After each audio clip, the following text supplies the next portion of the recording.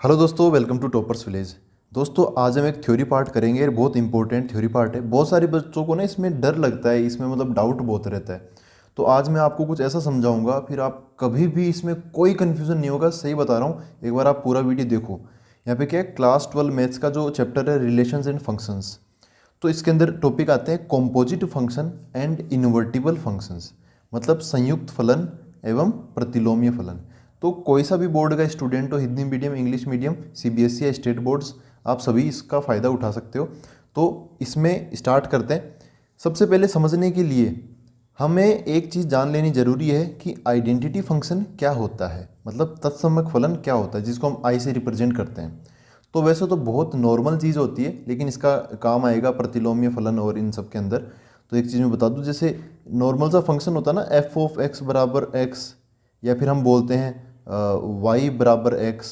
तो ये होता है क्या, एक नॉर्मल सी स्ट्रेट लाइन होती है, इसको बोलते हैं हम आइडेंटिटी फंक्शन। क्या खासियत है इसकी? देखो, वाई बराबर एक्स है, एक्स होती है इनपुट, वाई होता है आउटपुट। तो वाई बराबर एक्स मतलब आउटपुट बराबर इनपुट है। जैसा हम इनपुट डालेंगे ना, वैसा हमें आंसर मिल जाएगा।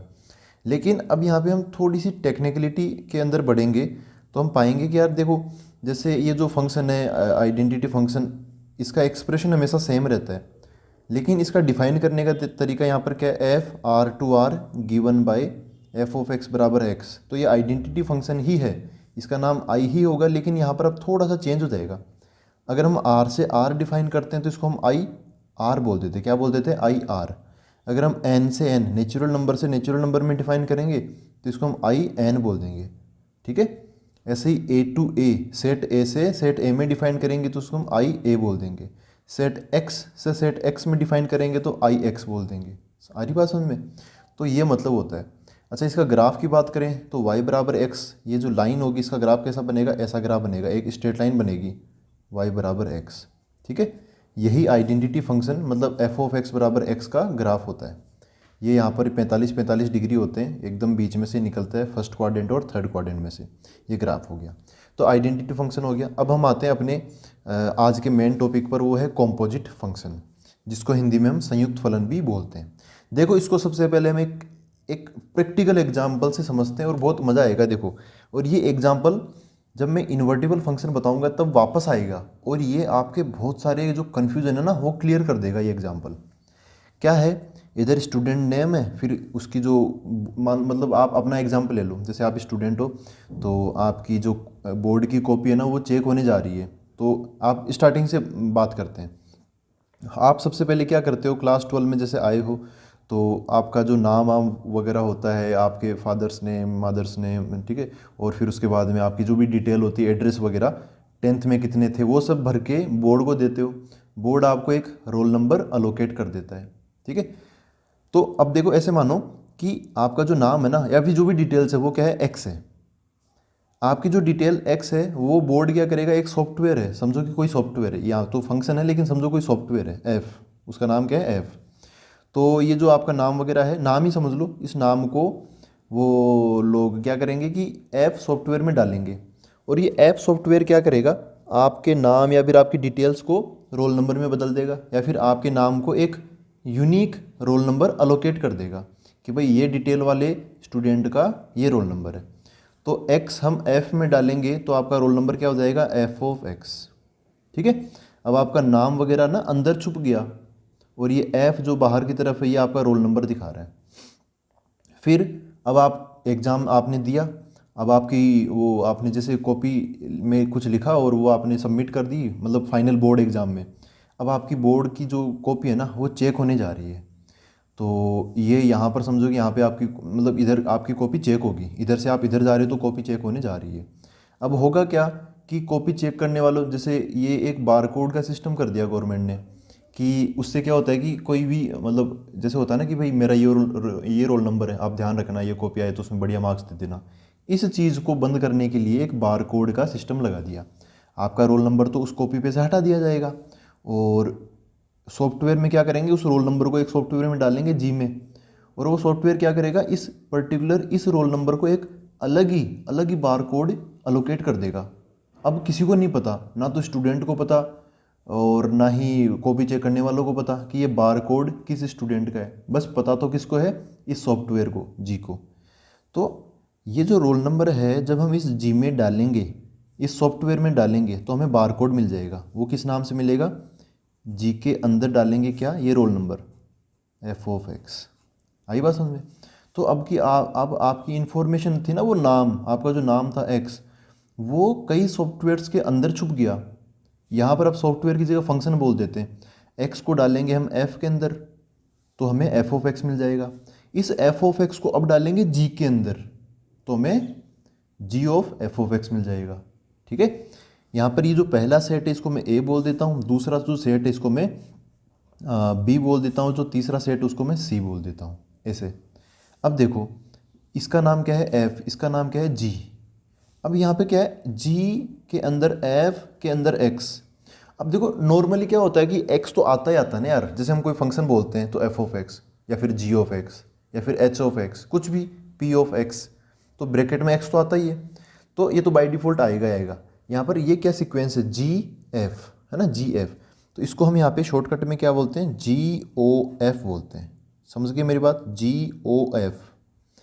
फुल फॉर्म में क्या हो जाएगा, जी ऑफ एफ ऑफ एक्स बोलते हैं ना, एफ ऑफ एक्स तो बीच में ऑफ लगा देते हैं, तो वैसा ही कुछ समझ लो, जी ऑफ एफ हो गया ये ऐसे। तो ये आपका मतलब इस टाइप से आप समझ सकते हो। इसका जी ऑफ एफ का मतलब क्या है, जी के अंदर एफ और एफ के अंदर बाय डिफ़ॉल्ट क्या आएगा, एक्स आएगा। ठीक है, अब ये आप समझ गए। एक फंक्शन के अंदर फंक्शन डाल देते हैं ना यार, सीधे भाषा में फंक्शन के अंदर फंक्शन डालेंगे तो वो कॉम्पोजिट फंक्शन हो जाएगा। इसकी फॉर्मल डेफिनेशन ये है, let F A to B, देखो ये एफ है ना, वो ए से बी में हमने डिफाइन किया है।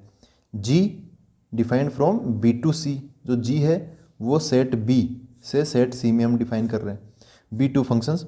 Then composition of F and G denoted by G O F, ये वाला G O F is defined as the function G O F from A to C. देखो ये जो जी ओ एफ है ना, डायरेक्ट ए से सी में डिफाइन हो रहा है, डायरेक्ट ए से सी के अंदर। ठीक है, गिवन बाय ये जी ओ एफ, जो जी ओ एफ है उसके आगे आप एक्स लगा लो, कोई दिक्कत नहीं है, वो बाय डिफ़ॉल्ट रहता ही है। तो जी ओ एफ ऑफ एक्स बराबर, ये जो ओ है ओ की जगह ब्रैकेट लग जाता है ऐसे, जी के अंदर एफ, एफ के अंदर एक्स फॉर एवरी। अब देखो यहाँ पर क्या है, ये जो एक्स है ना, एक्स, ये सबसे अंदर वाला जो एक्स, जो एक ही एक्स आता है कंपोजिट फंक्शन में, आपको एक ही जगह एक्स देखने को मिलता है। तो ये जो एक्स है वो कहाँ से आया होगा, बी सेट से आया होगा या ए से आया होगा या सी से आया होगा। तो आपको ऐसे समझना है कि भाई जो x है वो सबसे पहले किससे मिलेगा, f से मिलेगा ना। x सबसे पहले x की जो वैल्यू है वो किसके अंदर डालेंगे, f के अंदर डालेंगे, फिर f ऑफ x की जो वैल्यू आएगी वो g के अंदर डालेंगे। तो x ऑब्वियसली f की डोमेन में से आना चाहिए।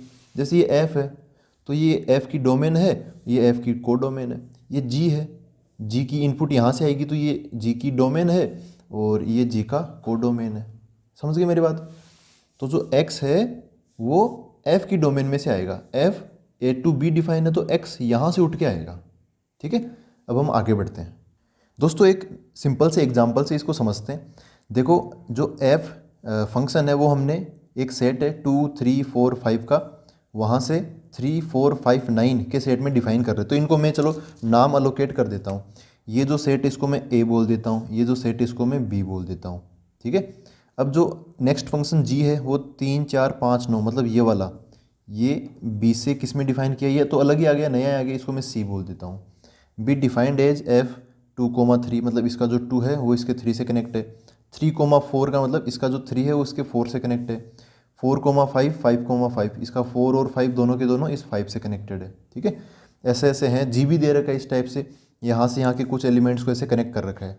फाइंड जी ओ एफ, हमें जी ओ एफ फंक्शन बताना है। जैसे एफ इस टाइप से रोस्टर फॉर्म में जचा हुआ है ना, वैसे ही जी ओ एफ को भी हमें ऐसे रोस्टर फॉर्म में जचा के बताना है। तो एकदम बेसिक से अगर समझे तो देखो एफ ए से बी में डिफाइंड है ना, जो एफ है वो ए से बी के अंदर डिफाइंड है, जो जी है वो बी से सी के अंदर डिफाइंड है।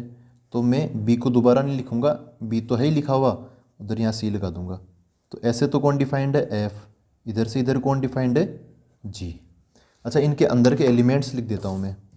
एक के अंदर है 2 3 4 5, 2 3 4 5, बी के अंदर है 3 4 5 9, 3 4 5 9, एंड सी के अंदर है 7 11 15, 7 11 15। ठीक है, अब देखो इस इंफॉर्मेशन को समझो। 2,3 ये एफ है, एफ मतलब ये वाला। ठीक है, हमें इधर 2,3 का मतलब क्या है, 2 आएगा पहले से और 3 आएगा दूसरे से, तो मतलब ये जो 2 है वो एफ के अंडर 3 से कनेक्टेड है। फिर 3,4, तो ये 3,4 हो गया।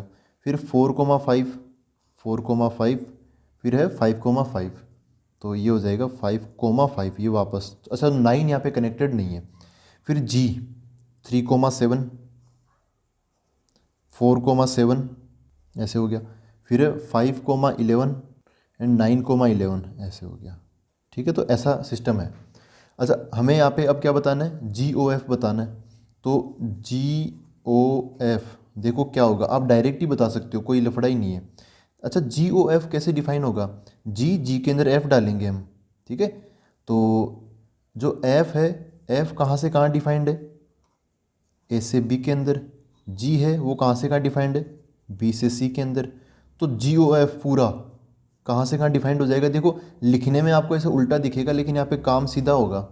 जो जी ओ एफ होगा, जी ओ एफ वो ए से सी में डिफाइंड होगा, ए से सी के अंदर डिफाइंड होगा। मतलब जैसे यहाँ पे 2 है, तो अगर मैं 2 डालूंगा तो 2 का आंसर मिलेगा 3, और फिर 3 कनेक्टेड हो गया 7 से, तो डायरेक्ट 2 7 से कनेक्टेड हो गया, 2,7 ऐसे आ जाएगा। कोमा 3, फिर 3 डाला इसके अंदर हमने, किसके अंदर, जी ओ एफ के अंदर, तो 3 होगा 4 से कनेक्ट। यहाँ रुकना है क्या, नहीं रुकना, क्योंकि जी ओ एफ सीधा सी में जाके रुकेगा। 3 से 4 और 4 से 7, तो 3,7 आ गया। कोमा फिर 4 4 5 से मिलेगा, फिर 5 11 से मिलेगा, तो डायरेक्ट 4 हो गया 11 से कनेक्ट, 4,11।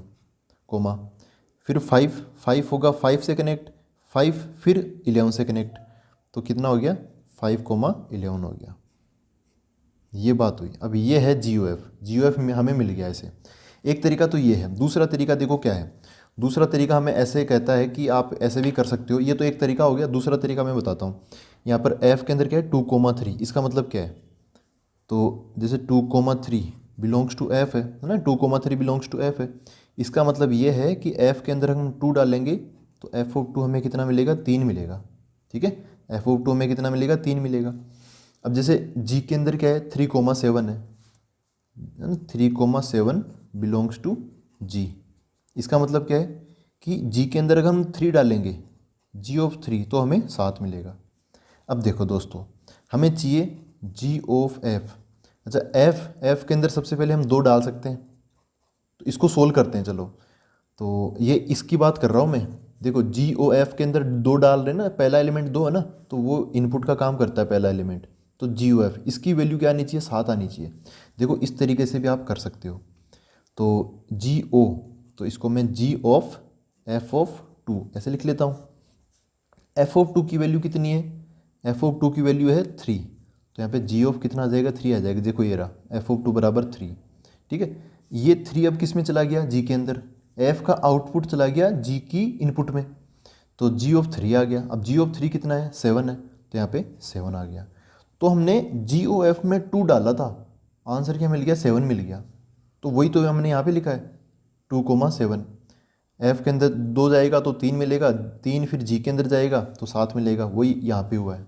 ठीक है, तो हम ऐसे पूरी लिस्ट बना के एक एक एलिमेंट को ऐसे लिख के भी हम जी ओ एफ को डिफाइन कर सकते हैं। और मैंने आपको ये तरीका बता ही दिया, एरो डायग्राम से भी आप बना सकते हो।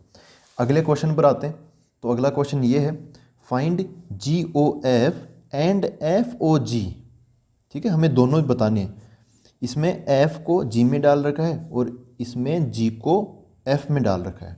ठीक है, if F defined from R to R and G defined from R to R given by F of X equal to cos X, G of X equal to 3x²। Show that, हमें यह भी show करना है कि जो जी O F है ना, that is not equal to F O G. ठीक है, तो दोनों निकाल लेते हैं, अगर बराबर नहीं होगा तो साफ साफ पता चल जाएगा। तो सबसे पहले हम ये जी ओ एफ निकाल लेते हैं। जी ओ एफ इसका मतलब क्या है जी ओ एफ ऑफ एक्स, मतलब एक्स यहाँ पे बाय डिफ़ॉल्ट होता ही है, आप लगाओ ना लगाओ इनपुट तो आएगी आएगी फंक्शन के साथ। अभी ये ओ को हटा दो, आप ओ को हटा के क्या लिख लो, जी ऑफ ब्रैकेट लगा दो मतलब एफ ऑफ एक्स। ठीक है, तो अच्छा एफ ऑफ एक्स की वैल्यू क्या है, कोस एक्स, तो जी इसके अंदर क्या आ जाएगा, कोस एक्स आ जाएगा। ठीक है, अब देखो छोटी क्लास वाली जो अपनी होती है ना कि वो होता था ना छोटी क्लास, मतलब 10th क्लास में आते थे ना यार वो पोलिनोमियल की वैल्यू बताओ, जैसे पी ऑफ एक्स है एक्स स्क्वायर, तो पी ऑफ 5 क्या होगा, 5 स्क्वायर हो जाएगा, है ना।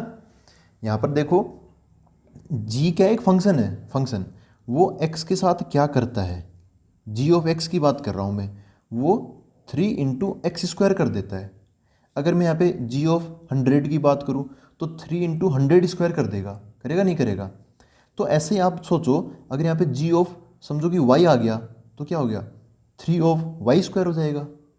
तो जी के अंदर जो भी होगा ना वो 3 × उसका स्क्वायर आ जाएगा। अभी यहाँ पे जी के अंदर क्या है, कोस एक्स है, तो क्या आ जाएगा 3 × cos x का स्क्वायर आ जाएगा, समझ गए, इक्वल टू कितना हो गया ये 3 cos² x, ये आया। ये तो आया अपना जी ओ एफ। अब हम देखते हैं एफ ओ जी क्या होगा। तो एफ ओ जी इसका मतलब क्या है, F of G of x.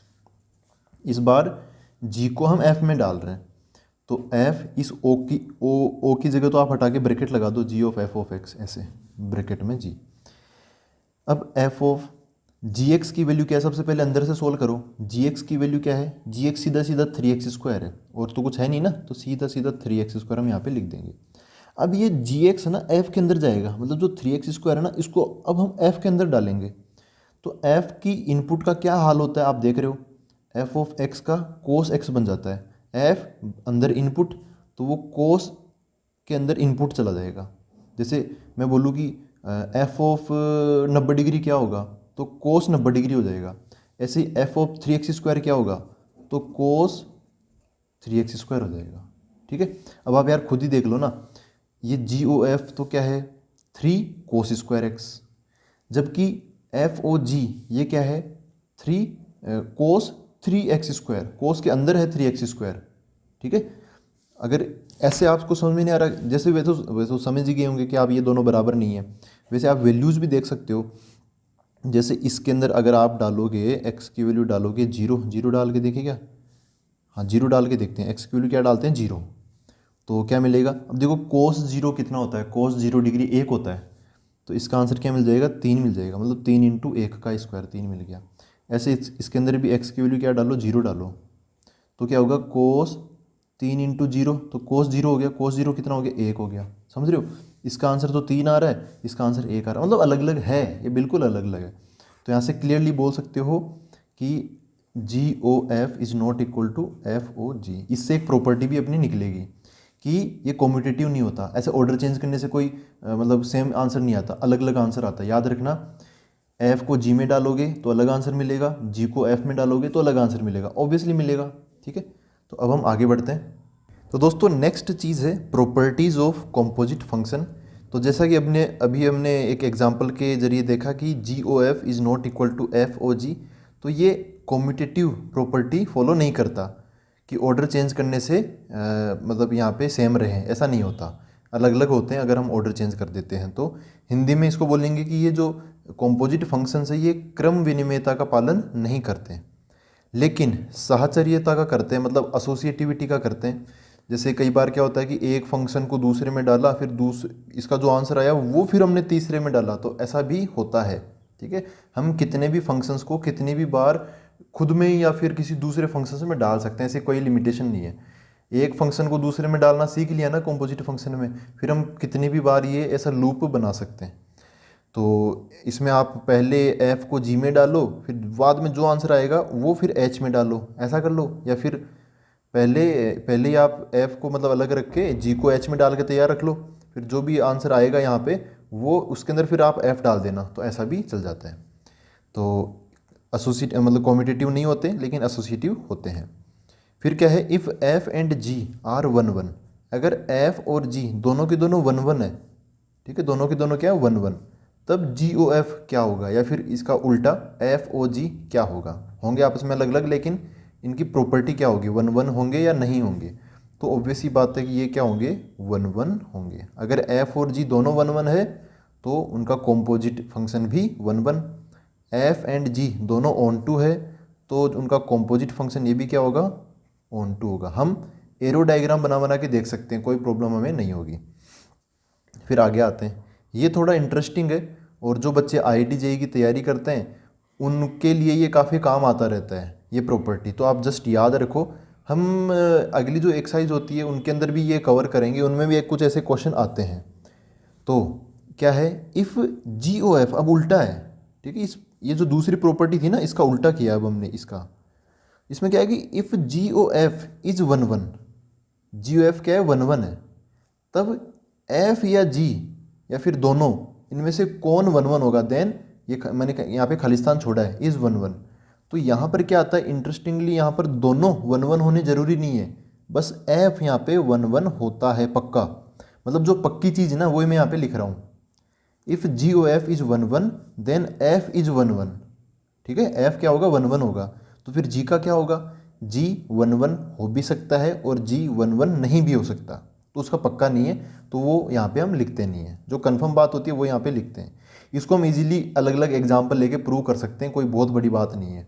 आप कुछ ऐसा एग्जाम्पल भी ले सकते हो जिसके अंदर जी मैनी 1 है, एफ 1 1 है, तो जी ओ एफ 1 1 बन जाएगा, ठीक है। ऐसा एग्जाम्पल लेके देख सकते हो। फिर नेक्स्ट आते हैं फिफ्थ पॉइंट। अब ये फिफ्थ पॉइंट इस तीसरे का उल्टा है, यहाँ तो एफ और जी ऑन टू थे तो जी ओ एफ ऑन टू हो गया। अब उल्टा कर रहे हैं, जी ओ एफ को मैं ऑन टू ले रहा हूँ, तब जी या एफ या दोनों इनमें से कौन सा ऑन टू होगा।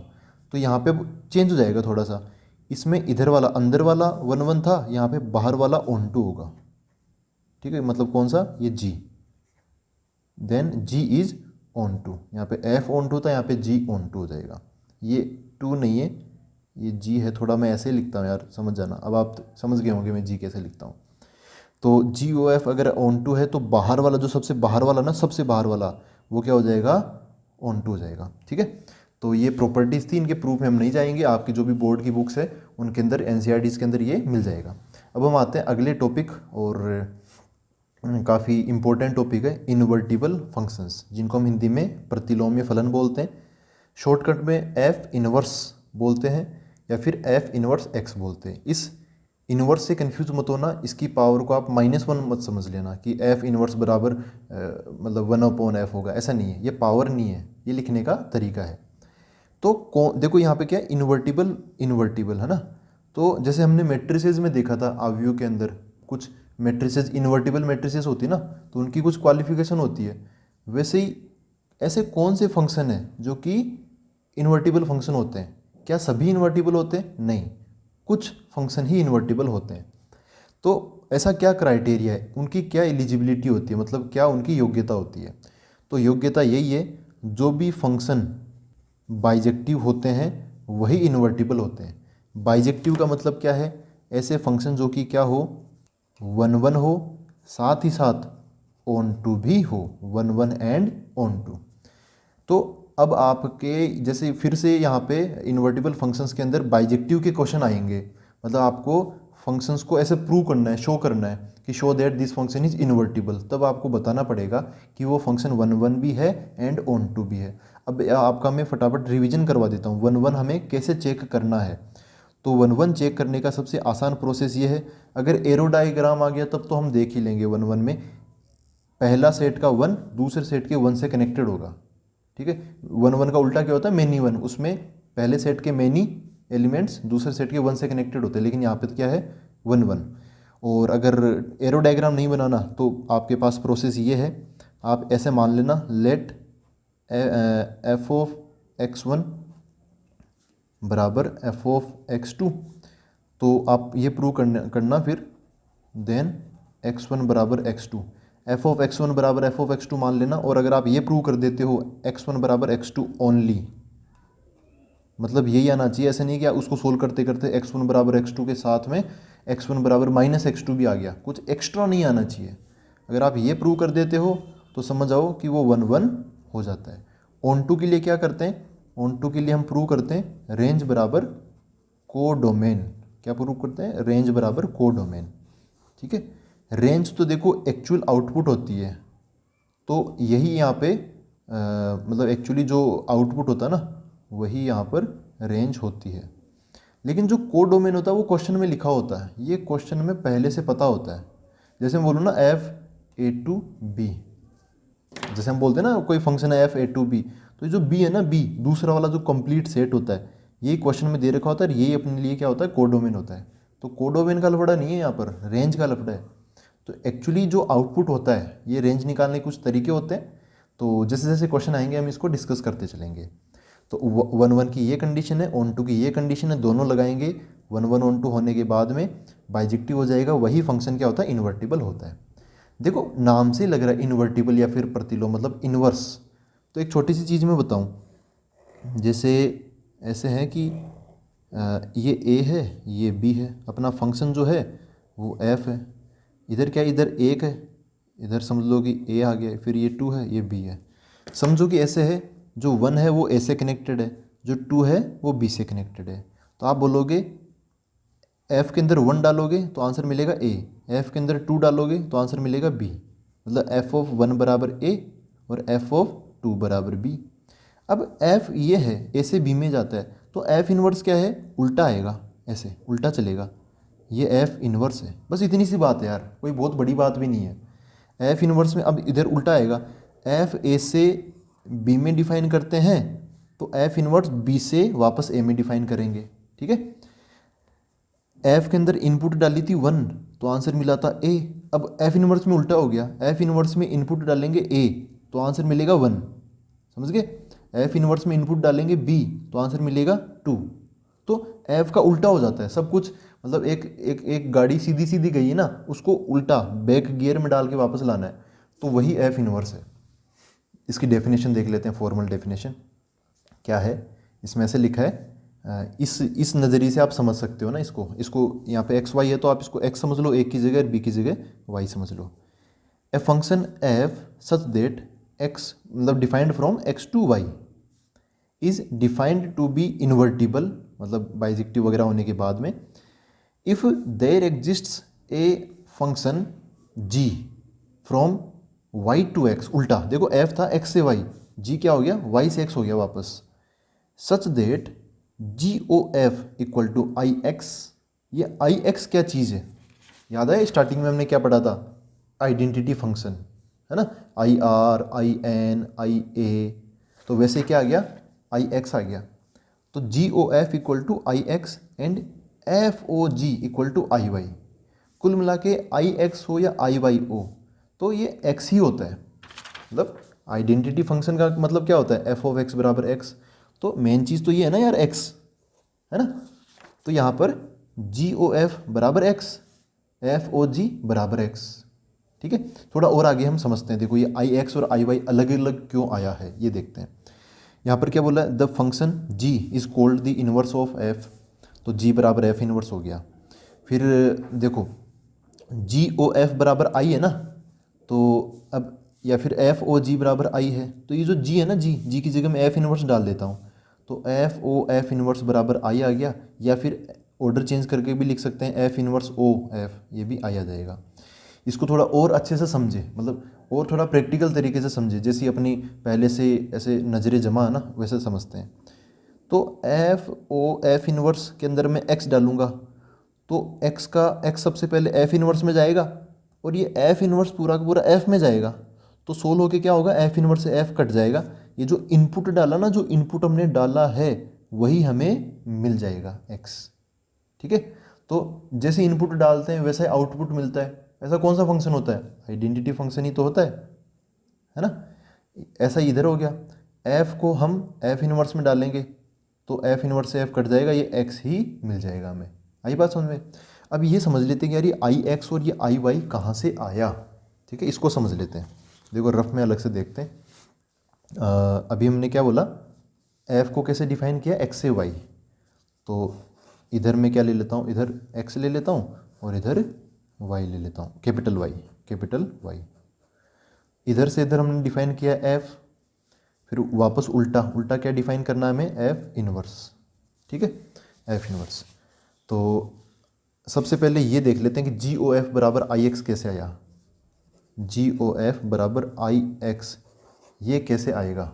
तो यहाँ पर ऐसे समझो, जो जी ओ एफ है ना, इसको यार ऐसे लिख लो, जी ओ एफ ऑफ एक्स लिख सकते हैं ना, या फिर ऐसे लिख लो जी के अंदर एफ के अंदर एक्स, ऐसे समझ लो, ठीक है। अब ये एक्स है ना, एक्स देखो कहाँ से आएगा, एक्स सबसे पहले एक्स को किससे मिलना है, एफ से मिलना है ना। तो जो एक्स आएगा वो एफ की डोमेन से आएगा ना, कहाँ से आएगा, एफ की डोमेन से, ठीक है, एफ की डोमेन से आएगा। तो एफ की डोमेन क्या है, एक्स, एफ की डोमेन क्या है, एक्स। तो जो एक्स होगा वो इस कैपिटल एक्स के अंदर बैठा हुआ होगा, उसको हम डालेंगे किस में, एफ में, उसको किस में डालेंगे, एफ में। एफ से आंसर मिलेगा, इधर मिल जाएगा हमें एफ ऑफ एक्स। इस एफ ऑफ एक्स को आप वाई समझ लो, ये जो वाई है फिर एफ इनवर्स में जाएगा, एफ इनवर्स मतलब क्या, जी। तो अब ये जो वाई है वो जी के अंदर जाएगा, उससे हमें वापस क्या मिल जाएगा, एक्स मिल जाएगा। तो हम एक्स सेट से स्टार्ट हुए थे और घूम फिर कर एक्स सेट के अंदर ही आ गए, समझ रहे हो। ऐसे है, एक्स सेट से हम स्टार्ट हुए थे, फिर हम बीच में वाई में चले गए थे, लेकिन वापस किस में आ गए, एक्स में आ गए। तो ऐसा हुआ, कुल मिला के हम एक्स से एक्स में आ गए घूम फिर के। तो अगर हम एक्स से एक्स में आ जाते हैं तो ये देखो, जैसे हम आर से आर में आते हैं तो हम इसको बोलते हैं आई आर, एन से एन में तो आई एन। ऐसे घूम फिर कर अगर हम एक्स से वापस एक्स में आ रहे हैं तो क्या हो जाएगा, वो एक्स आई एक्स हो जाएगा, ये वाली बात हो जाएगी। ये चीज़ समझ गए। इसका मतलब ये एफ ओ जी बराबर आई वाई, इसका मतलब क्या है, इसको हम अलग देख लेते हैं। देखो एफ ओ जी है ना, एफ ओ जी, एफ ओ जी, अच्छा जी का मतलब क्या है, एफ इनवर्स। देखो भाई, तो यहाँ पर मैं ऐसे समझ लेता हूँ, एफ ओ जी के अंदर वाई डाल लेता हूँ थोड़ा अलग, या फिर ऐसे समझ लेते हैं, ये जो एफ है, एफ इधर जा रहा है एक्स से वाई में, ठीक है। तो ये जो जी है वो उल्टा आएगा, जी मतलब क्या, एफ इनवर्स, ठीक है। तो अब देखो यहाँ पे जो भी इनपुट है, जो भी इनपुट है, या ए बी सी डी कुछ भी मान लो, मैंने यहाँ पे वाई मान लिया, थोड़ी आसानी होती है। तो ये जो वाई है, इसको सबसे पहले किसके अंदर जाना है, जी के अंदर जाना है।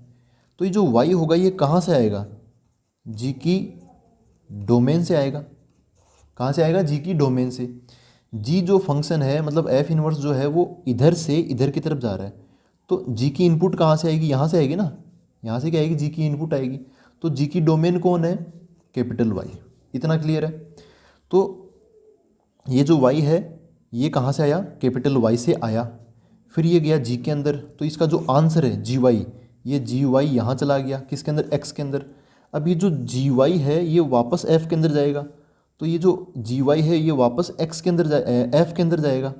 तो अब फाइनली इसका आंसर फिर एफ कहाँ पहुँचा देगा, इसको वाई में, अगेन वापस वाई में पहुँचा देगा। तो हम वाई से स्टार्ट हुए थे, घूम फिर कर ऐसे जाके वाई में ही आ गए। तो वाई से स्टार्ट होके हम वाई में आ गए, तो उस केस में क्या बोलेंगे, हम आई वाई बोलेंगे, ठीक है। तो क्या हो गया, आई वाई। अब ऐसे याद रख सकते हो, अगर अंदर की तरफ एफ है तो आई एक्स, और बाहर की तरफ एफ आ गया तो आई वाई, मतलब उल्टा हो जाएगा।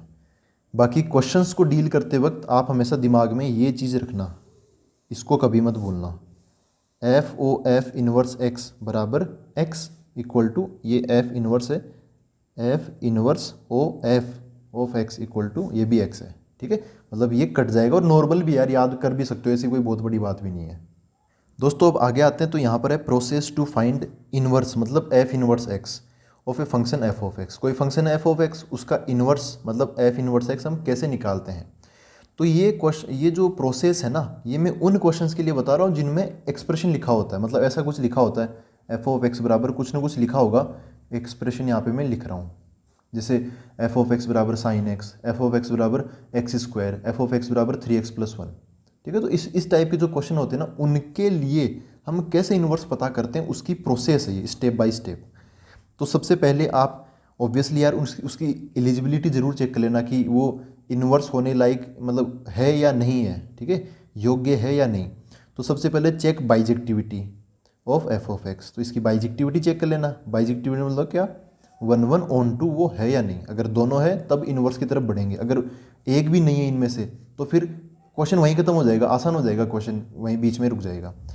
फिर बाइजेक्टिव होने के बाद अगली चीज़ है, अब हम फाइनली इन्वर्स निकालने की तरफ बढ़ रहे हैं। ये तो पहली टेस्टिंग थी जो कि होना ज़रूरी है। अब इन्वर्स कैसे निकालते हैं? सबसे पहले ये 3 स्टेप है, ऐसे याद रखना। सबसे पहले जो भी एफ ऑफ एक्स बराबर समथिंग है उसको क्या मान लो, वाई मान लो, ठीक है। मतलब जैसे समझो एफ ऑफ एक्स बराबर कोई एक्सप्रेशन है यहाँ पे 3x+1, तो उसको क्या मान लेना, वाई मान लेना। अब एफ ऑफ एक्स को तो छुपा लो, वाई बराबर 3x+1 हो गया, ठीक है। फिर क्या है, अभी देखो क्या है, वाई अकेला है और इधर एक्स ही एक्स फैला हुआ होगा इधर की तरफ, ठीक है। ये कोई होगा, टर्म्स होगी यहाँ पे, होगी टर्म्स ऑफ एक्स होगी यहाँ पे। तो अभी y को हमने कैसे रिप्रेजेंट कर रखा है, इन टर्म्स ऑफ x। अब हमें उल्टा करना है, right x in terms of y, समझ गए। मतलब y बराबर यहाँ पे x में कुछ ना कुछ लिखा होगा, वहाँ से x निकाल लेना और y को वापस RHS में भेज देना। मतलब कुछ ऐसा आ जाएगा, x बराबर यहाँ पे टर्म्स ऑफ y आ जाएगी, ठीक है। अब लास्ट स्टेप ये है, ये तो बहुत आसान है। इसमें क्या करते हैं, ये जो x है, ये जो LHS में x है, उसकी जगह तो रख देना f इनवर्स। क्या रख देना, f इनवर्स। मतलब यहाँ पे आ जाएगा f इनवर्स x बराबर, अब इधर की तरफ y होगा तो y की जगह x रख देना, ठीक है। x की जगह f इनवर्स x और y की जगह x। अब हम कुछ क्वेश्चंस कर लेते हैं। तो ये जो क्वेश्चन है ना, ये सेट मतलब एलिमेंट वाइज है, तो इसको में हम एरो डायग्राम से कर लेंगे, आसान है ये दोनों आसान है। ये जो प्रोसेस है ये मैंने बताया कैसे, ये जो प्रोसेस है वो हम इनके अंदर नहीं लगाएंगे, इसके लिए हम अलग से क्वेश्चन देख लेंगे। तो find F inverse if exists, अगर एग्जिस्ट करता है तो फाइंड करना, अगर एग्जिस्ट नहीं करता ना तो मत करना। ये एग्जिस्ट करेगा कि नहीं करेगा, ये क्या है, वो ये पहली स्टेप हमें बाइजेक्टिविटी चेक करनी है कि 1 1 और ऑन टू है या नहीं, ये चेक करना है। तो देखो पहला पार्ट, ये एस एक सेट है जिसके अंदर 3 एलिमेंट है, 1 2 3। तो हमने एक फंक्शन डिफाइन किया एस से एस में, है ना, कहाँ से कहाँ, एस से एस में, तो ऐसे है। तो ये अपना एस हो गया, ये भी एस हो गया। हम एस से एस में मतलब इधर से इधर डिफाइन कर लेते हैं, चलो एफ ऐसे डिफाइन कर रहे हैं। अच्छा एस में क्या एलिमेंट है, 1 2 3, तो यहाँ पे 1 2 3 आ जाएगा। इधर इस एस में भी वही एलिमेंट है 1 2 3। अच्छा एफ कैसे डिफाइन कर रहे हैं, 1 3 से, है ना, 1,3। इसका मतलब 1,3 एफ के अंदर अगर हम 1 डालेंगे तो आंसर हमें 3 मिलेगा। तो ये 1 जो है वो किससे कनेक्ट हो गया, 3 से कनेक्ट हो गया। समझ रहे हो ना इसका मतलब क्या है। देखो मैं इस आसान भाषा में बता देता हूँ। 1,3 का मतलब एफ ऑफ 1 बराबर 3, 3,2 का मतलब एफ ऑफ 3 बराबर 2, 2,1 का मतलब एफ ऑफ 2 बराबर 1, ठीक है। अब यहाँ से वैसे क्वेश्चन तो ख़त्म ही हो जाएगा, लेकिन फिर भी हमें अगर एग्जिस्ट है तो ये चीज़ चेक करनी पड़ेगी बाइजेक्टिव है कि नहीं है। तो 1 3 से कनेक्ट हो गया, 3 2 से, 3 हो गया 2 से कनेक्ट, और 2 हो गया 1 से कनेक्ट, 2 हो गया 1 से कनेक्ट। तो सबसे पहले हम यहाँ पे ये देखेंगे कि 1 1 है या नहीं। 1 1 का मतलब इधर का 1 एलिमेंट इधर के 1 एलिमेंट से कनेक्टेड होना चाहिए। तो एक एक ही है, ऐसा तो है नहीं कि यहाँ से 2 2 एलिमेंट इधर के एक से कनेक्टेड हो, नहीं, सब अलग अलग है। तो 1 1 हो जाएगा। ऑन टू के लिए क्या होता है, रेंज बराबर कोडोमेन, रेंज बराबर कोडोमेन। अच्छा कोडोमेन तो क्वेश्चन में लिखी हुई है, देखो ये रही कोडोमेन, जो दूसरा वाला सेट होता है ना वही कोडोमेन है। तो दिस इज एस। रेंज मतलब जो एक्चुअल में आउटपुट है, तो आप इधर की तरफ मैं एरो लगाऊं तो आउटपुट क्या हो गया, 1 हो गया 2 हो गया 3 हो गया, ये आउटपुट है ना। तो 1 2 3, ठीक है। अब ये 1 2 3 कौन सा सेट है, ये एस ही तो है, तो ये भी क्या हो गया, एस हो गया। तो रेंज भी एस, कोडोमेन तो पहले था ही एस, तो दोनों बराबर, तो ऑन टू भी हो गया, ठीक है। तो ये बाइजेक्टिव हो गया। अब बाइजेक्टिव हो गया तो अब हम क्या कर सकते हैं, अब हम इन्वर्स निकाल सकते हैं। तो ये सिंपल क्वेश्चन है, एलिमेंट वाला क्वेश्चन है, तो इसमें हम उल्टा कर देंगे। मतलब एफ इन्वर्स कहाँ से कहाँ होगा, ऐसे देख लो ना यार, एफ एस से एस लेफ्ट से राइट जा रहा है, तो एफ इन्वर्स राइट से लेफ्ट आ जाएगा, एफ इन्वर्स से उल्टा आ जाएगा। मतलब एफ इन्वर्स में अगर मैं 1 डालूंगा ना तो मुझे वापस 2 मिल जाएगा। यहाँ से देख लो, यहाँ से देख लेते हैं क्या होगा, एफ इन्वर्स के अंदर में 1 डालूंगा तो मुझे 2 मिल जाएगा बराबर 2, समझ रहे हो। या फिर ऐसे समझ लो, इस एफ को उधर भेज दो तो एफ इन्वर्स बराबर 2, कैसे भी समझ लो। सिंपल चीज़ को आप 1000 तरीके से समझ लो यार, समझ में आनी चाहिए। तो यहाँ पे मैं क्या बना दूँ, एफ इन्वर्स डायरेक्ट लिख देता हूँ। देखो एफ के अंदर क्या था, 1,3 3,2 2,1, इनका ऑर्डर चेंज कर दो, इनका ऑर्डर चेंज कर दो। तो 1,3 का क्या बन जाएगा, 3,1, क्या बन जाएगा 3,1, कोमा 3,2 का क्या बन जाएगा 2,3, फिर 2,1 का क्या बन जाएगा 1,2। समझ रहे हो मेरी बात। जैसे यहाँ पे एफ ऑफ 2 बराबर 1 था तो एफ को उधर भेज दिया तो एफ इनवर्स 1 बराबर 2 हो गया। तो एफ इनवर्स के अंदर अगर मैं 1 डालूंगा तो 2 आंसर मिलेगा, तो 1,2 ऐसे। तो ऐसा उल्टा हो जाएगा, इनका ऑर्डर चेंज हो जाएगा। जो एफ के अंदर इनपुट थी वो एफ इनवर्स के अंदर आउटपुट हो गई, जो एफ के अंदर आउटपुट थी वो एफ इनवर्स के अंदर क्या हो गई इनपुट हो गई। तो ऐसे अदला बदली हो जाती है। अगले क्वेश्चन पर आते हैं।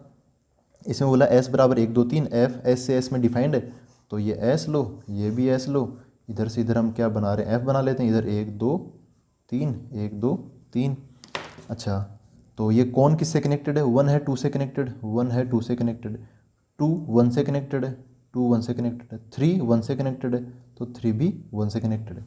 बताओ ये पहले ये 1 1 होगा या नहीं होगा, 1 1 नहीं होगा। क्यों? क्योंकि देखो एक एलिमेंट है 2 और एक एलिमेंट है 3, ये एक से ज़्यादा हो गए दोनों, है ना। ये दोनों एलिमेंट, दो एलिमेंट है जो कि एक एलिमेंट से कनेक्टेड है 1 से। तो many elements are connected with 1 element, तो ये क्या हो गया मैनी 1 हो गया, 1 1 नहीं है। 1 1 नहीं है तो नॉट बाइजेक्टिव, नॉट बाइजेक्टिव है तो नॉट इन्वर्टिबल। ठीक है, थोड़ी राइटिंग समझना यार, इन्वर्टिबल। तो इसका इन्वर्स हम निकालेंगे नहीं, इन्वर्स डज नॉट एग्जिस्ट, तो यहीं पे ख़त्म कर देंगे। क्वेश्चन आसान हो जाता है अगर वो बाइजेक्टिव ही नहीं होता तो। अब हम आगे बढ़ते हैं। देखो दोस्तों, नेक्स्ट क्वेश्चन ये है F R to R defined by F of X equal to 3x minus 7। ये फंक्शन दे दिया, एक्स में एक्सप्रेशन दे दिया।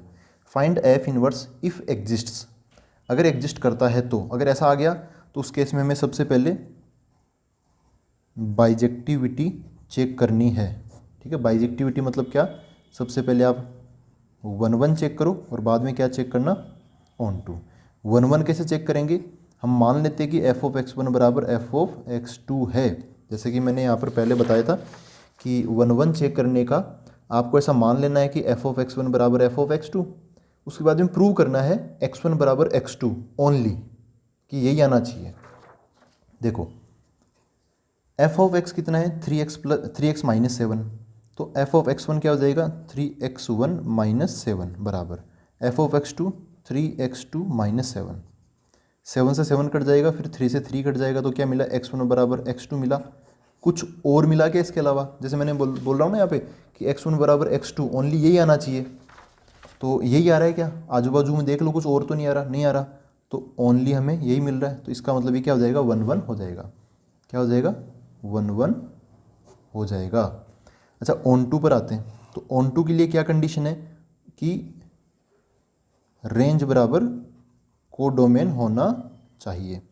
अच्छा सबसे पहले ये बताओ कि कोडोमेन कहाँ है, तो देखो ये जो दूसरा वाला सेट है ना आर, यही कोडोमेन है, तो ये तो हो गया आर अलॉट। अब हमें रेंज जो एक्चुअल में आउटपुट होती ना कि इसका आंसर क्या मिलेगा, कहाँ कहाँ इसका जो आंसर है वो कहाँ से कहाँ तक बिलोंग करेगा, वही रेंज है। रेंज निकालते हैं। देखो दोस्तों सबसे पहले हमें रेंज मतलब किस पे कमेंट करना है, एफ ऑफ एक्स पे कमेंट करना है। कैसे करेंगे, एफ ऑफ एक्स क्या है 3x माइनस 7, ये जो x है ना x, ये x कहाँ से आया, x आया r से, x कहाँ से आया r से, तो x बिलोंग्स टू r।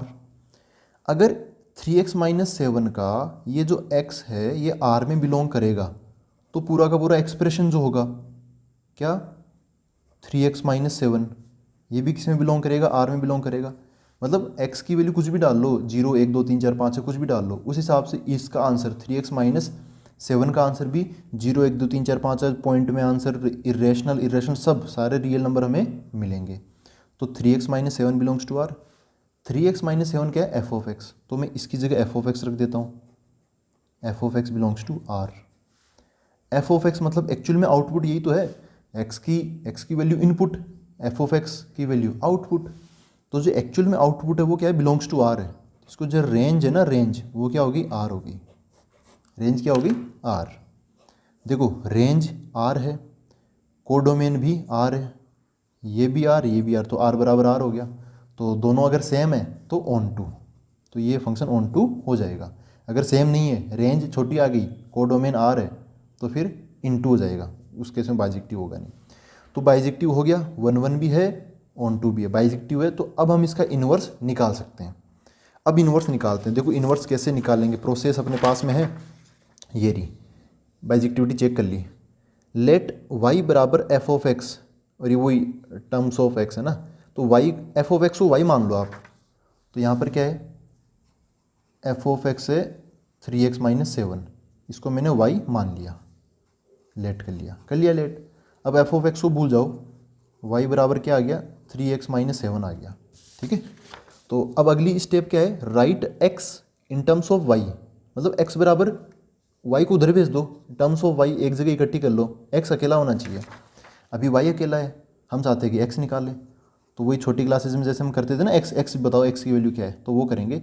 इन सब को मैं वाई के पास भेज दूंगा, तो इधर आ जाएगा वाई प्लस 7 फिर 3x, तो डिवाइड बाई 3 बराबर एक्स आ गया, तो एक्स बराबर क्या आ गया, वाई प्लस 7/3 आ गया। इतना हो गया काम। अब लास्ट स्टेप क्या है, replace X by F inverse X. तो यहाँ पे जो एक्स है ना, तो यहाँ पर मैं क्या कर दूंगा, यहाँ पे देन लगा देते हैं, या फिर आप लिख सकते हो आफ्टर रिप्लेसमेंट, या फिर ये पूरी बात लिख देना, by replacing X by F inverse X and Y by X. तो एक्स की जगह एफ इनवर्स एक्स, तो एफ इनवर्स एक्स बराबर जो वाई है उसकी जगह एक्स, ये एक्सप्रेशन एक्स में लिख देंगे, तो वाई की जगह एक्स प्लस 7/3, ठीक है। इंस्ट्रक्शंस आपके सामने क्लियर कट लिखी हुई है, बस उनको फॉलो करना है। तो यहाँ पे मैं लिख देता हूँ आफ्टर सब्सटीट्यूशन, यहाँ पे रिप्लेसमेंट, ये हो गया।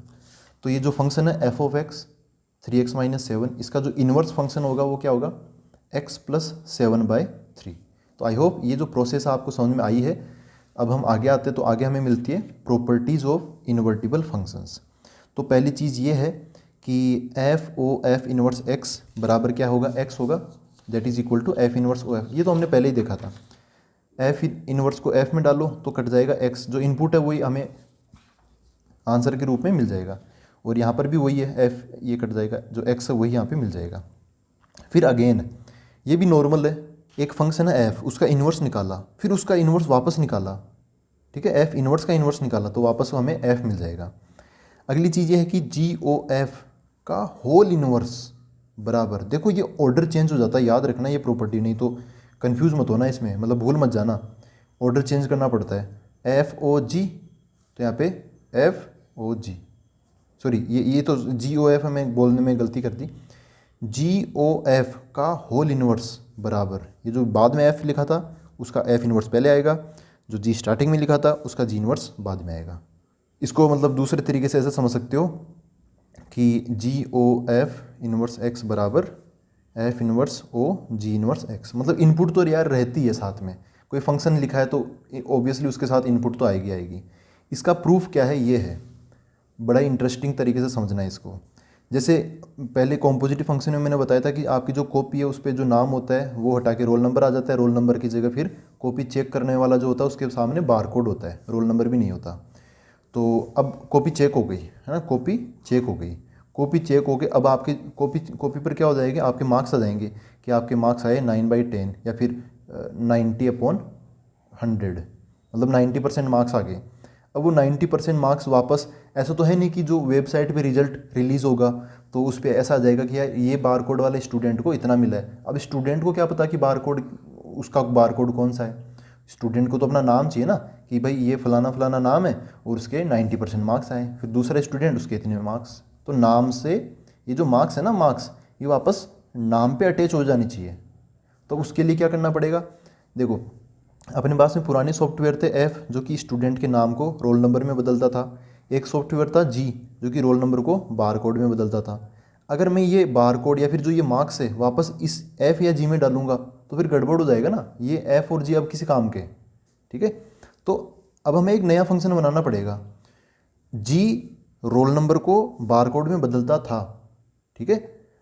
अब हमें ऐसा कोई सॉफ्टवेयर चाहिए जी इनवर्स जो कि बारकोड को वापस किस में बदले, रोल नंबर में, और रोल नंबर को वापस स्टूडेंट के नाम में बदलने वाला भी सॉफ्टवेयर चाहिए। तो पहले नेम को रोल नंबर में बदलने वाला था एफ, वापस रोल नंबर को नेम में बदलने वाला क्या हो जाएगा, एफ इनवर्स नाम रख देंगे उस सॉफ्टवेयर का, ठीक है। तो देखो पूरी प्रोसेस को समझो, आप इस क्रोनोलॉजी को समझो। आप यहाँ से अगर यहाँ जाते हो तो इसका क्या नाम है, ए से सी में जाते हो तो इसका क्या नाम है, एफ, बाद में जी, तो एफ की वैल्यू जी में डलेगी तो क्या नाम होगा इसका, जी ओ एफ। एफ ओ जी मत बोल देना यार गलती से, क्या नाम है इसका, क्या नाम होगा, जी ओ एफ, एफ जाएगा जी के अंदर, ठीक है, ये नाम होगा। अब आप वापस उल्टा आ रहे हो, है ना, वापस उल्टा आ रहे हो, वापस उल्टा आओगे यहाँ से यहाँ, तो इसका इसका क्या नाम होगा, ए से सी में गए तो जी ओ एफ, सी से वापस ए में आओगे तो क्या हो जाएगा, जी ओ एफ, पूरी प्रोसेस का उल्टा, समझ गए। यहाँ से वहाँ गए तो जी ओ एफ, वापस आए तो जी ओ एफ का इन्वर्स, ठीक है। अब जी ओ एफ का इन्वर्स काम कैसे कर रहा है, देखो टुकड़ों टुकड़ों में अगर सोचे तो ये जो चीज़ है ना, वो तो ये है L H S equal to R H S, ये टुकड़े हो रखे हैं आर एच एस के। तो आपको इस पूरी प्रोसेस को सी से ए में आने की पूरी प्रोसेस को टुकड़ों में सोचना पड़ेगा। सी से पहले बी में जाएंगे, फिर बी से ए में जाएंगे। तो सी से बी में जाने वाले का नाम क्या है, जी इनवर्स। तो यहाँ पर क्या बन जाएगा, जी इनवर्स एक्स। देखो इस बार जो मार्क्स है ना, मार्क्स को एक्स मैंने मान लिया है, पहले मैंने एक्स इधर माना था, अब चेंज हो गया थोड़ा, एक्स जो मार्क्स है वो मैंने एक्स मान लिया। एक्स जाएगा जी इनवर्स के अंदर, इस सॉफ्टवेयर में जाएगा। तो ये सॉफ्टवेयर क्या करेगा, इन मार्क्स को रोल नंबर के साथ में अटैच कर देगा। तो क्या हो गया, जी इनवर्स एक्स। अभी जो जी इनवर्स एक्स है ये वापस इस सॉफ्टवेयर में जाएगा ताकि इस रोल नंबर को हम नाम में तब्दील कर सकें। तो जी इनवर्स किस में डलेगा, एफ इनवर्स में डलेगा। तो क्या बन जाएगा, एफ इनवर्स बाहर ही बाहर और उसके अंदर जी इनवर्स एक्स हो गया। समझ गए मेरी बात। तो जी ओ एफ के होल इनवर्स में क्या हुआ, उल्टा हो गया, देखो काम, एफ इनवर्स बाहर आ गया और जी इनवर्स अंदर हो गया। तो यही तो नाम है ये, देखो एफ इनवर्स बाहर, एफ इनवर्स, फिर ऑफ तो यहाँ पे ओ आ गया, फिर जी इनवर्स तो यहाँ पे जी इनवर्स आ गया। समझ गए मेरी बात। ऑर्डर चेंज इस वजह से होता है। आई होप आपको ये पूरी चीज़ बहुत बढ़िया तरीके से समझ में आई है और आप अभी तक मेरे साथ में हो। अब हम आगे बढ़ते हैं, लास्ट में कुछ पॉइंट्स है वो देख लेते हैं। देखो दोस्तों, अब कुछ बहुत ही आसान पॉइंट है लेकिन कुछ जेई मेन के हिसाब से इंपॉर्टेंट है, कुछ एनडीए के हिसाब से इंपॉर्टेंट है, तो वो देख लेते हैं। देखो नॉर्मल सी बात है कि एफ अगर हम एक्स से वाई में डिफाइन करेंगे तो वो एक मान लो कि बाइजेक्टिव फंक्शन है।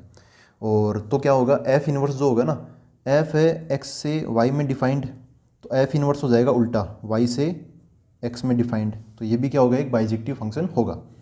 फिर अगली चीज़, एफ की डोमेन क्या थी, एक्स, एफ की डोमेन क्या थी, एक्स, ठीक है। तो एफ इनवर्स के लिए एक्स क्या है, देखो एफ इनवर्स का आंसर वाई से एक्स में जा रहा है, तो एक्स, ये एक्स यहाँ पर एफ इनवर्स की क्या होगी, कोडोमेन होगी। तो जो एक्स एफ की डोमेन हुआ करती थी, मतलब कोडोमेन या रेंज, बात तो बराबर ही है क्योंकि बाइजेक्टिव फंक्शन है ना, तो रेंज बराबर कोडोमेन हो जाएगा। मैंने यहाँ पे अभी कोडोमेन बोला था, उसकी जगह आप रेंज रख लो क्योंकि बाइजेक्टिव में रेंज और कोडोमेन बराबर होती है। तो मैं ये समझाना चाह रहा हूँ कि अदला बदली होती है क्या, एफ में जो डोमेन होता है वही चीज़, वही सेट एफ इनवर्स की रेंज होती है। ऐसे ही जो एफ की रेंज होती है वाई, है ना, वाई इसमें यहाँ पर है, इसमें वाई स्टार्टिंग में आ गया, तो जो एफ की रेंज है वही एफ इनवर्स की डोमेन है। और भी आप आसान भाषा में ऐसे बोल सकते हो, जो चीज़ एफ में इनपुट का काम करती है वो चीज़ एफ इनवर्स में आउटपुट का काम करती है, जो चीज़ एफ में आउटपुट का काम करती है वो चीज़ एफ इनवर्स में इनपुट का काम करती है। इनपुट आउटपुट में, आउटपुट इनपुट में, ठीक है, ऐसा होता है। वो एक आपने वो मीम सुना होगा ना कि ओ भाई, मतलब एक पल में क्या था यार, मेरे को एग्जैक्टली याद नहीं है, दुनिया बदल गई, जज्बात बदल गए, वैसा था ना, वैसा। तो एफ इनवर्स भी वही काम करता है, मतलब बदल रहा है, ये भी क्या बोलेगा, हाँ बदल दिया, बदल दिया, डोमेन को रेंज में, रेंज को डोमेन में बदल दिया, ठीक है, इनपुट का आउटपुट में, आउटपुट को इनपुट में बदल दिया। और यही नहीं, ग्राफ में भी यही होता है, ऊपर वाले को नीचे, नीचे वाले को ऊपर में। देखो कैसे ग्राफिकली क्या होता है, F and F inverse are mirror image of each other, एक दूसरे के मिरर इमेज होते हैं। तो मिरर कौन है, वो जो कांच होता है ना, शीशा जिसमें हम अपना चेहरा देखते हैं, वो मिरर लाइन कौन सी है, वाई बराबर एक्स।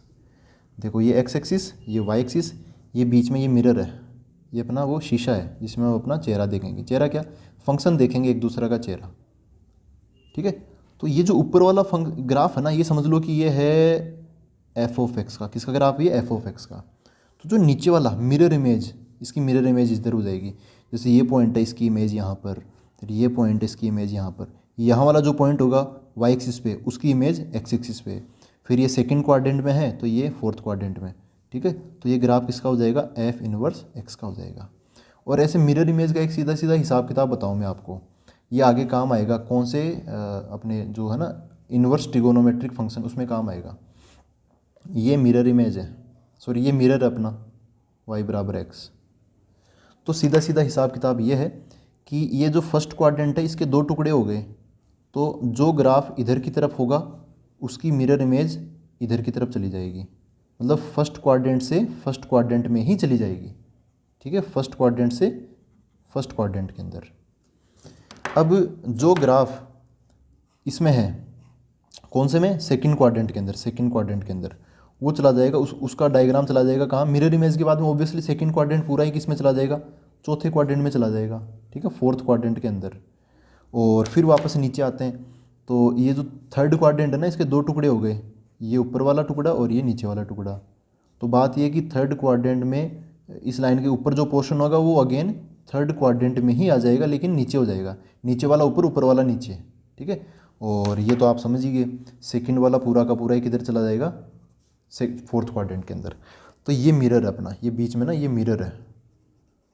तो अब आप इजीली कर सकते हो, एक मैंने वो ग्राफ वो बताया था लॉगरिदमिक फंक्शन और एक्सपोनेंशियल फंक्शन है, ठीक है। अब अपना लेक्चर खत्म हो गया, अब बस कुछ ऐसे नॉर्मल बातें करनी है। एक प्लेलिस्ट बना रखी है मैंने लॉगरिदमिक फंक्शन और एक्सपोनेंशियल फंक्शंस की, तो उसमें भी मैंने बोला था कि जो लॉग है, जो ई की पावर एक्स है ना, लॉग एक्स एट बेस ई और ई की पावर एक्स, ये एक दूसरे के ना इन्वर्स फंक्शन होते हैं, इन्वर्स फंक्शन होते हैं एक दूसरे के। तो इनका ग्राफ भी आप देखोगे ना, ये ई की पावर एक्स का ग्राफ ही है, ये लॉग एक्स का ग्राफ होता है, मतलब सही में यही है, ये ई की पावर एक्स का ग्राफ है, ये लॉग एक्स का ग्राफ है। ऐसे ही हम आगे देखेंगे, एक फंक्शन है अपने पास में एक्स स्क्वायर, एक है रूट एक्स, वो भी एक दूसरे को काटते हैं, तो वो भी इन्वर्स फंक्शन है।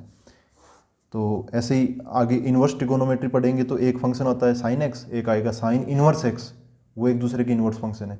तो उनका जब ग्राफ बनाएंगे ना तो इसी पॉइंट का यूज़ में लेंगे, बहुत काम का पॉइंट है जो कि हमने लास्ट में डिस्कस किया है। तो आई होप आप आज के लेक्चर में आपको काफ़ी मज़ा आया होगा, मैंने अपनी पूरी कोशिश की है। तो अब हम मिलते हैं अगले वीडियो के अंदर। Thank you very much.